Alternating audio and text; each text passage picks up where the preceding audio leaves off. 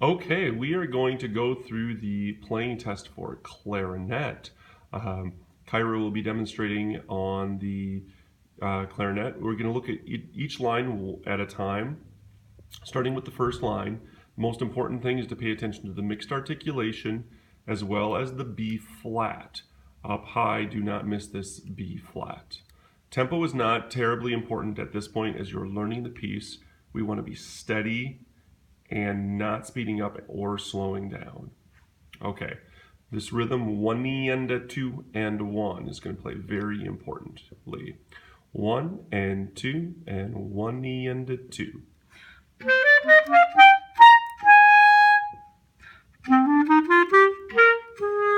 And a 1.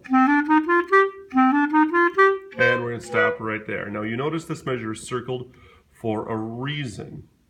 Now, you always have an option with C sharp to play it on the left side or the right side, but you're going to find that playing it on the right side is far easier because of the A that follows, and more importantly, the B that comes back later in the measure. You want to go from B natural on the left to C sharp on the right. Kyra is now going to play that measure very slowly.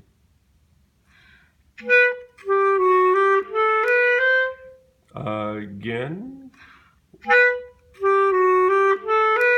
One more time. Right. Right. Exactly.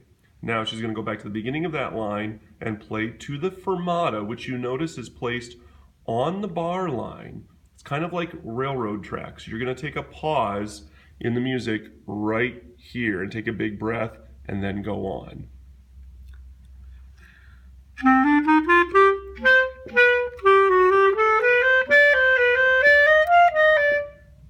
And a pause, and then it goes on, and the music is very similar to the beginning. So we're going to continue now after the fermata.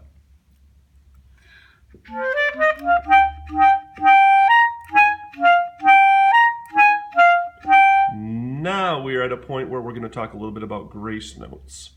Grace notes should happen very quickly so that the large note stays on the beat in which it is written. 1, 2, and a 1. So the first time you do this, you should do it without the grace note. 1, 2, and a 1.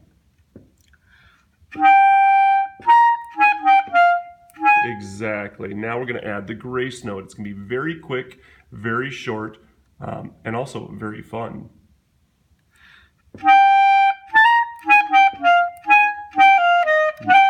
Exactly. Notice they both fall on the beat. This one is on beat 2. This one is on beat 1. She's going to play that one more time for you.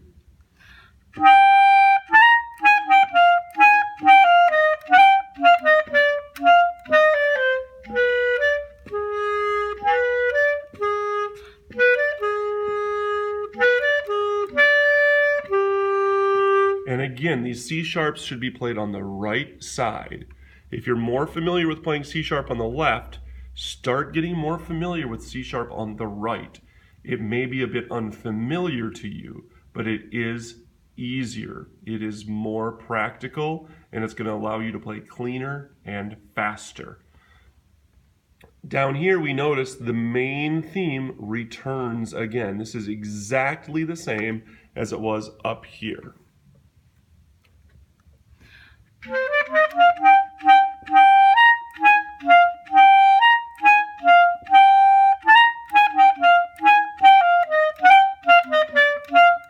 Right, right, right. Now, meno mosso literally translates to less motion. So you can slow down a bit, and most importantly, we notice the articulation style changes.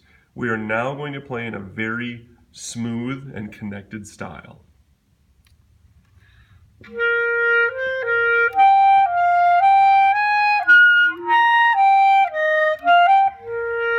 I'm actually really glad that Kyra squeaked on that D because this is a very common mistake and it's one that I squeak on a lot. You want to isolate those two notes. You want to play a B flat and then slur to the D. You have to move your fingers quickly and cover the holes completely without stopping your air. Listen to that again. And then a little more quickly. And now we put the whole phrase together.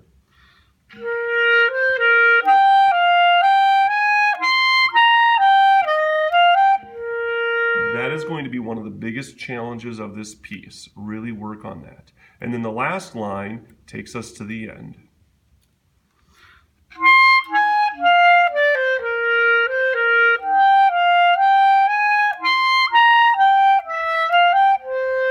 You notice you again have to demonstrate that you can go from the B flat to the D without squeaking.